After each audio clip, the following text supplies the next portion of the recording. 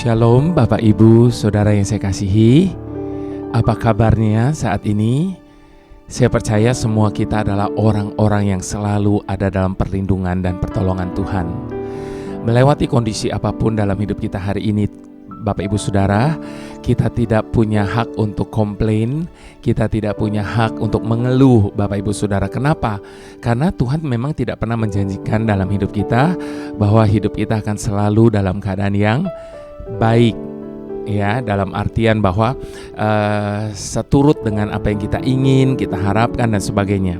Tetapi percayalah Bapak Ibu Saudara, apakah itu kelihatannya baik atau tidak baik, saya percaya ini adalah keadaan yang terbaik yang Tuhan izinkan terjadi dalam hidup kita. Kenapa? Karena setiap hari baru, setiap pagi baru, Tuhan selalu memperbaharui kasih setianya bagi kita.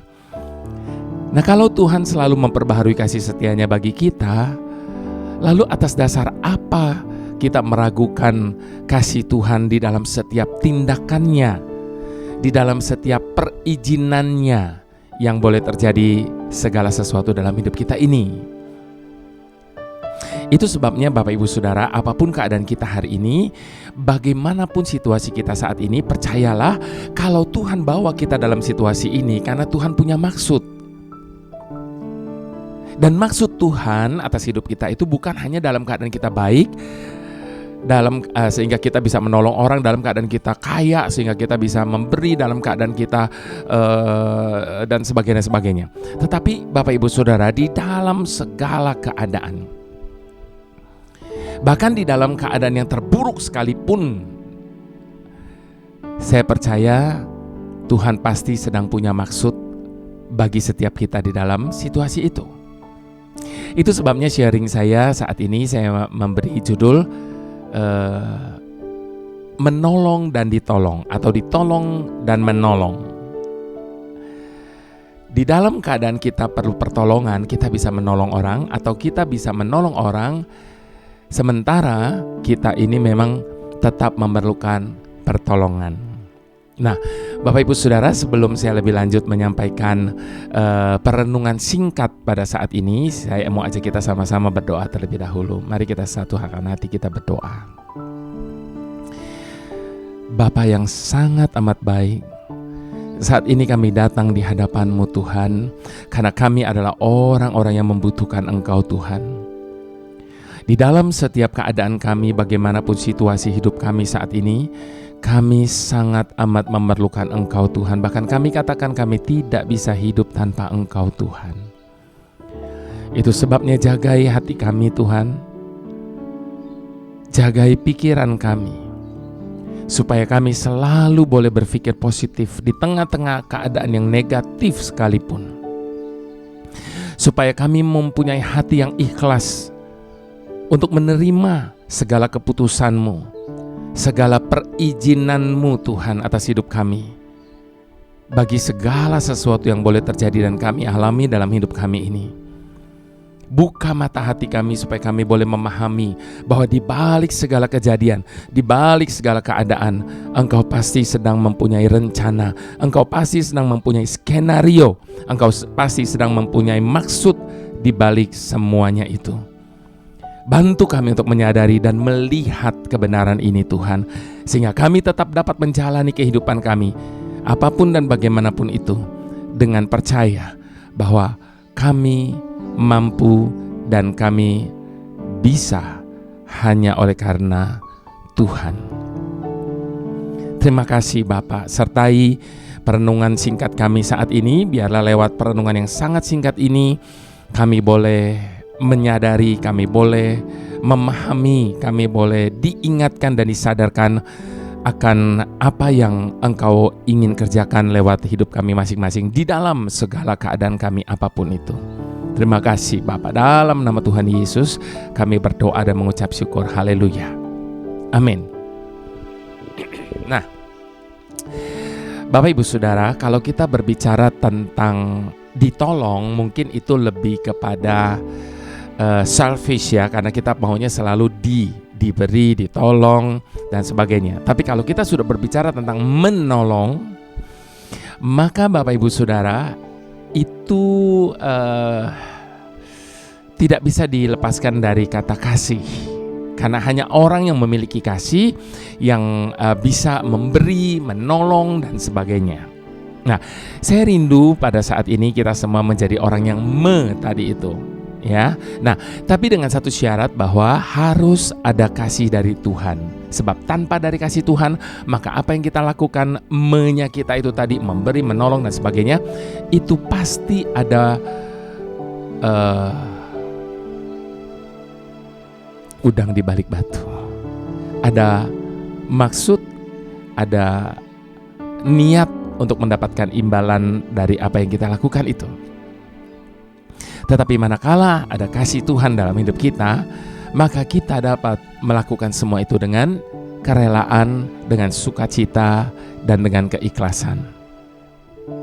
Itu sebabnya saya mau ajak kita sama-sama untuk mengangkat sebuah pujian tentang kasih. Dan bukan cuma sekedar kasih, bukan kasih dunia, tapi kasih yang sejati. Mari sama-sama kita mau belajar pujian ini. Mari sama-sama katakan. Kasih yang sejati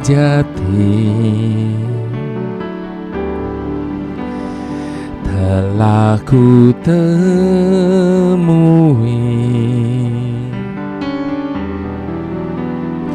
di dalam dirimu, Yesus.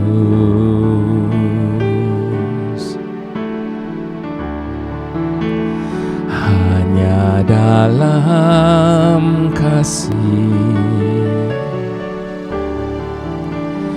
membuatku mengerti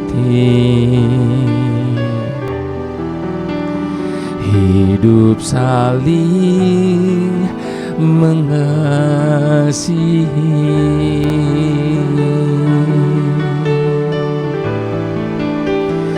Kasih yang sejati tumbuh dari hati yang mengasihi,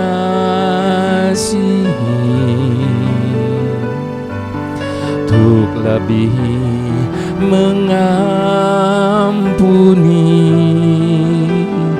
dan memberi.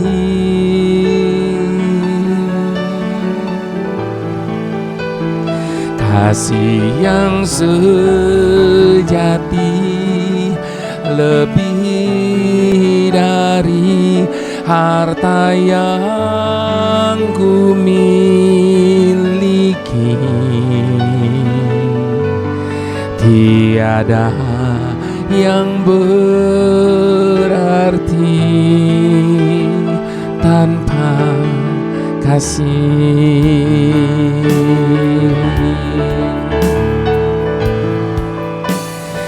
Kasih yang sejati tumbuh dari hati yang mengasihi,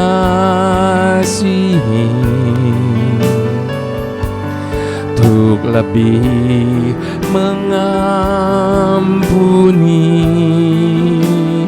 dan memberi.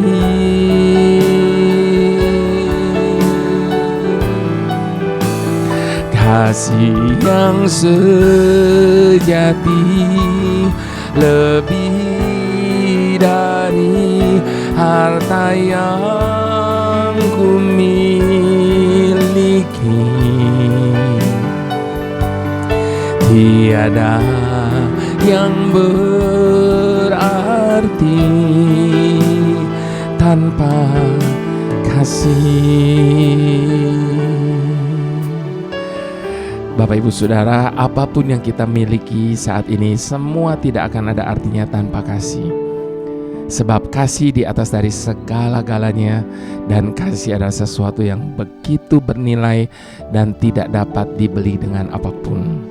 Itu sebabnya miliki kasih Tuhan, supaya hati kita boleh menjadi lapang dan dalam menjalani kehidupan ini, dan kita bisa menjadi berkat, dan hidup kita bisa menjadi lebih berarti lagi bagi setiap orang yang ada di sekitar kita.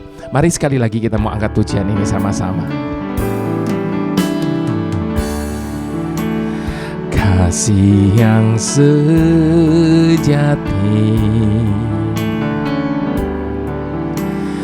telah ku temui di dalam dirimu, Yesus.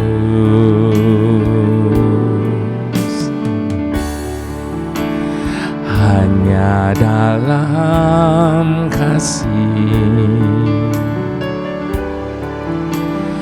membuatku mengerti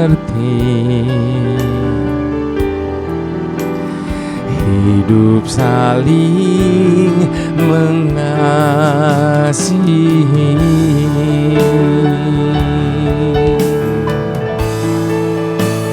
Kasih yang sejati tumbuh dari hati yang mengasihi,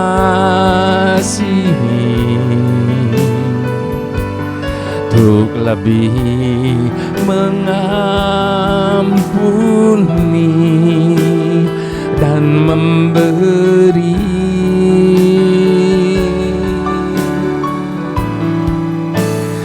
Kasih yang sejati lebih dari harta yang ku miliki. Tiada yang berarti tanpa kasih.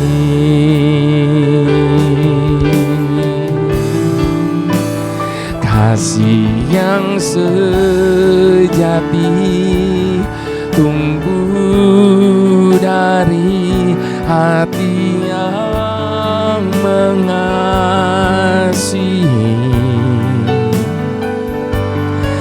untuk lebih mengampuni dan memberi.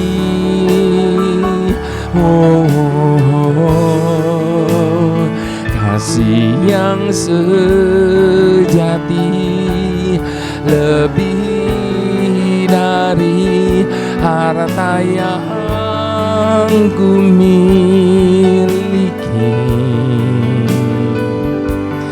Tiada yang berarti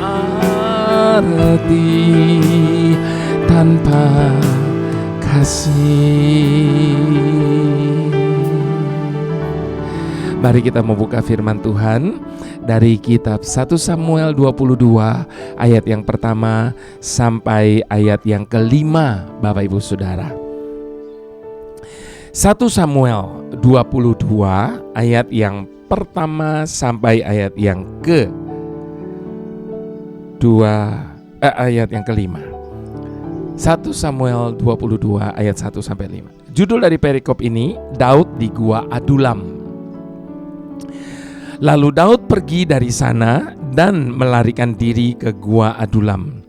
Ketika saudara-saudaranya dan seluruh keluarganya mendengar hal itu, pergilah mereka ke sana mendapatkan dia.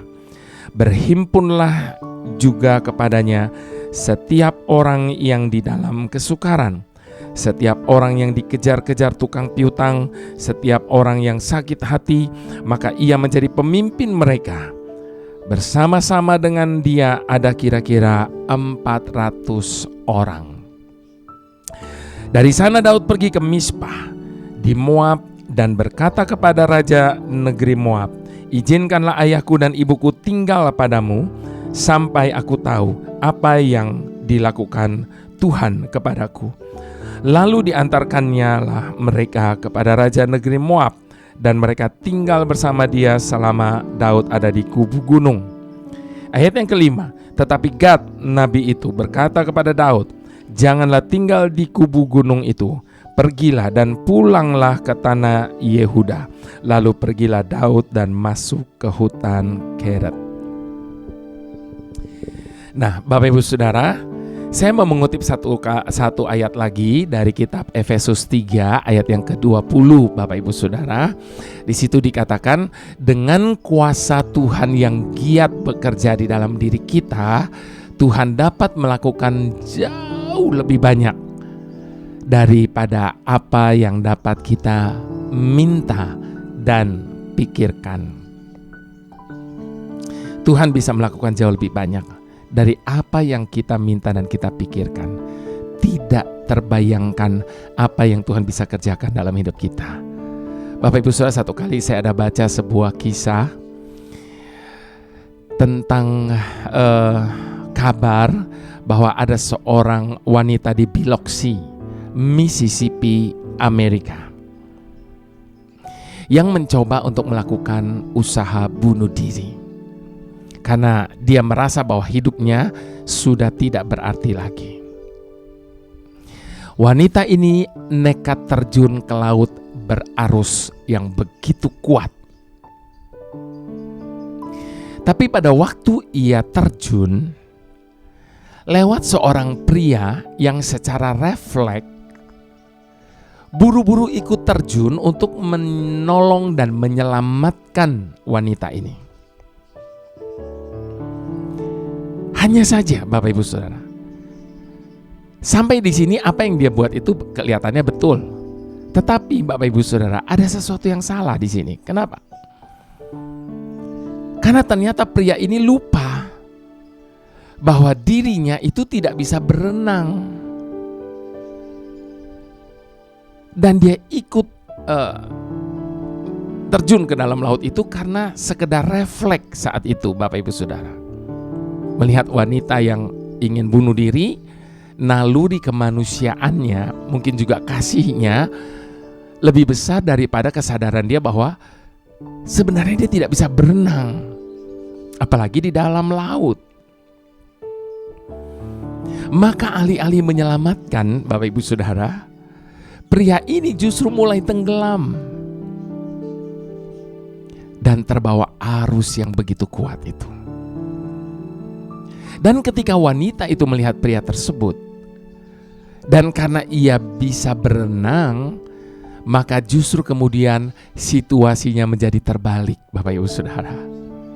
Wanita itulah yang kini berusaha menyelamatkan pria penolongnya dan membawanya ke darat. Saat diwawancarai oleh para wartawan, Bapak Ibu Saudara, si wanita ini mengaku bahwa saat ia berusaha menyelamatkan pria itu, ia saat itu juga disadarkan dan merasa hidupnya menjadi berarti. Setidak-tidaknya bagi seseorang itu, bagi pria itu yang mau menolong dia. Sehingga dia merasa dia mulai mempunyai tujuan hidup. Maka sejak kejadian itu, ia tidak lagi ingin bunuh diri. Bahkan ia menjadi lebih semangat menjalani hidupnya. Hal yang sama Bapak Ibu Saudara juga terjadi dan dialami oleh Daud. Seperti tadi kita baca di dalam firman Tuhan, saat ia sendiri sedang berada dalam ancaman Saul. Di Gua Adulam, ia justru bertemu dengan orang-orang bermasalah. Jumlah mereka pun tidak tanggung-tanggung, 400 orang. Namun meskipun ia sendiri sedang dalam kesulitan, Daud mau memimpin mereka. Dan jika kita baca di bagian-bagian kisah pelarian Daud bersama dengan mereka, Bapak Ibu Saudara, kita bisa melihat perubahan dan pemulihan yang Daud alami sendiri melalui apa yang dia kerjakan dan apa yang dia bagikan. Saat menitipkan orang tuanya ke Raja Moab, kita lihat bagaimana Daud menjadi makin bersandar kepada Tuhan. Sesuai dengan apa yang dikatakannya di dalam ayat yang ketiga tadi, bukan? Sampai aku tahu apa yang dilakukan Tuhan kepadaku. Demikian juga di ayat yang ke-23 tadi. Daud bahkan dapat menenangkan Abiatar. Dan di dalam Mazmur 57, ia belajar untuk lebih mengucap syukur kepada Tuhan. Nah, Bapak Ibu Saudara yang saya kasihi, lewat kedua kisah tadi, kita bisa belajar satu hal yang begitu berharga. Mungkin hari ini masalah berat sedang menimpa kita. Jangan sampai hal ini membuat kita terjebak pada fokus ke diri kita sendiri, apalagi mengasihani diri sendiri. Jangan pernah merasa bahwa kita ini orang yang paling susah. Saya selalu katakan, jangan pernah merasa kita ini orang yang paling susah. Buka mata kita, maka kita akan mendapati ada begitu banyak orang di sekeliling kita yang hidupnya jauh lebih susah daripada kita. Jangan pernah berkata kita ini orang malang. Sebab saya mau katakan, orang Malang adalah orang yang berasal dari kota Malang. Kalau orang berasal dari Manado, maka dia dikatakan orang Manado. Jadi Bapak Ibu Saudara, tidak ada orang yang malang, tidak ada orang yang susah, karena di dalam kesusahan kita pun Tuhan bisa memakai kita untuk dapat menjadi berkat bagi orang di sekitar kita.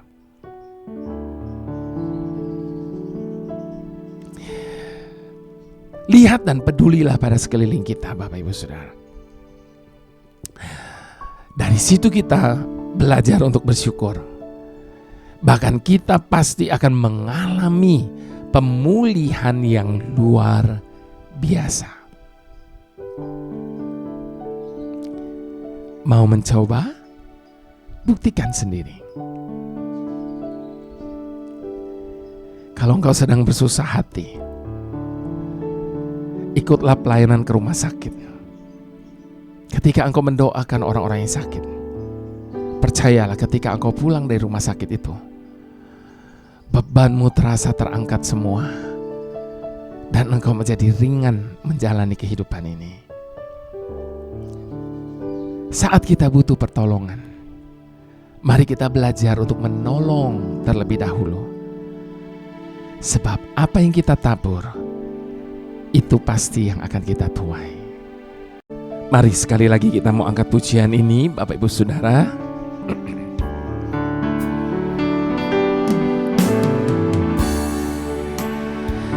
Kasih yang sejati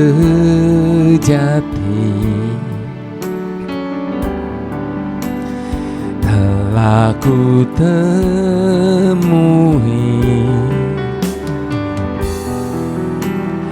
di dalam dirimu, Yesus.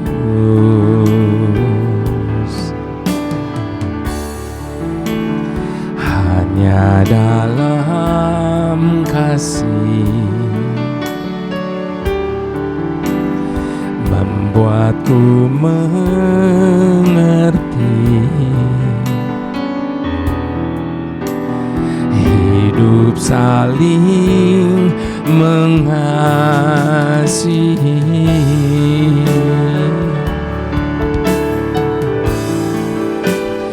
Kasih yang sejati tumbuh dari hati yang mengasihi,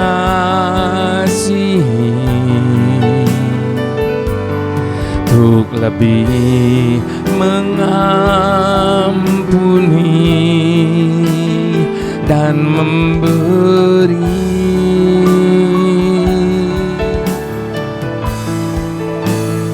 Kasih yang sejati tumbuh dari hati yang mengasihi. Tiada yang berarti tanpa kasih.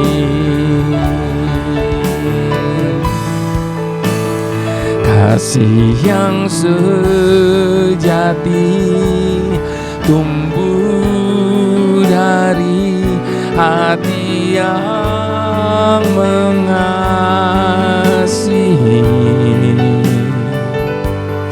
untuk lebih mengampuni dan memberi.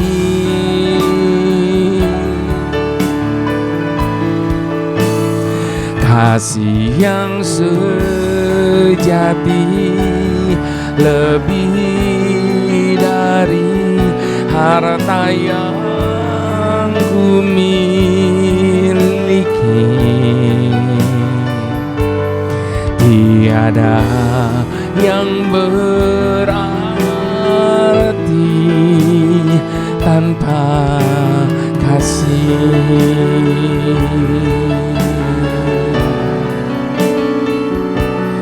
Tiada yang berarti tanpa kasih.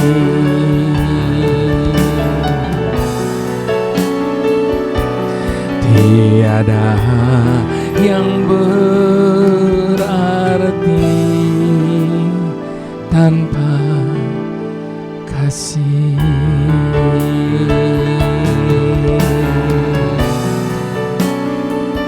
Beri kami hati-Mu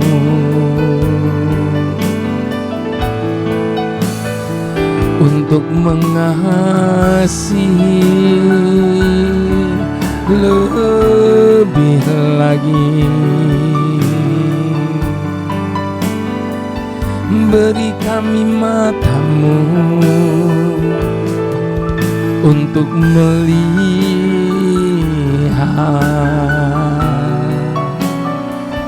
jiwa-jiwa yang memerlukan jamahan tangan kami ya Bapa. Beri kami tangan-Mu yang mau memberi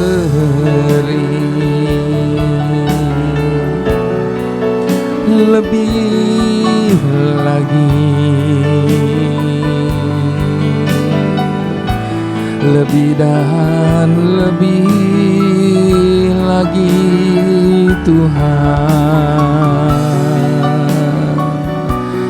Mari Bapak Ibu Saudara, jangan hanya memandang kepada diri kita sendiri. Jangan hanya memandang kepada kebutuhan kita sendiri, tapi buka mata hati kita, lihat kepada apa yang kita bisa lakukan dalam hidup ini bagi orang-orang yang ada di sekitar kita, supaya mereka boleh melihat cinta kasih Tuhan dan memuliakan Tuhan Bapa yang di surga. Itu sebabnya jangan pernah merasa kita ini orang yang paling susah, sehingga kita menjadi orang yang paling perlu untuk ditolong. Jangan pernah merasa bahwa kita orang yang paling berkekurangan, sehingga kita harus selalu diberi.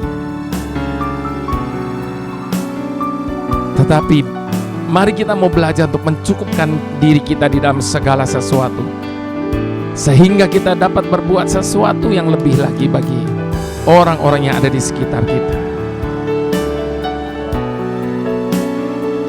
Lepaskan semua rasa mengasihani diri kita dan mulai melihat dan mengasihi orang-orang yang ada di sekitar kita. Haleluya, haleluya, haleluya. Bapa yang penuh kuasa, Engkau memenuhi hidup kami dengan berbagai hal, di mana hati kami melimpah dengan ucapan syukur. Kami bergantung pada kekuatan-Mu dan mencari wajah-Mu. Saat kami menghadapi rintangan dan halangan, hanya karena kuasa-Mu dan bukan oleh kekuatan kami yang ada di dalam diri kami, sehingga kami dapat hidup tanpa rasa takut. Bahkan kami mengalami kemenangan yang telah menggantikan kegagalan yang terjadi dalam hidup setiap kami. Kami juga bersyukur untuk tuntunan yang Engkau berikan. Kami mengikuti kemana Engkau memimpin kami berjalan. Bahkan saat kami berjalan bersama-Mu, kami merasakan tangan-Mu yang kuat dan penuh kasih itu ada pada pundak kami. Hidup ini merupakan misteri yang sering kali kami tidak mampu pahami. Namun sekalipun di saat Engkau seakan sulit untuk dimengerti, kami mau tetap percaya dan bergantung dan menggantungkan segala harapan kami di dalam-Mu Bapa. Karena Engkau telah membagikan kebenaran mengenai masa hidup kami di dunia. Sekalipun setiap saat bahaya menanti kami tahu kemana kami dapat berlari dan dari mana datang pertolongan bagi kami. Kami menemukan perkataan-Mu, hikmat, dan tuntunan-Mu yang sempurna. Itu sebabnya di tengah apa yang kami alami dan hadapi, biarlah hidup kami boleh tetap Engkau pakai untuk menjadi berkat dan senantiasa menunjukkan jalan bagi orang-orang yang membutuhkannya, tanpa kami harus menunggu sampai semua masalah kami terselesaikan terlebih dahulu. Terima kasih Tuhan, terima kasih Bapa. Dalam nama Tuhan Yesus, inilah yang menjadi kerinduan kami. Mari semua sama-sama kita mau katakan amin.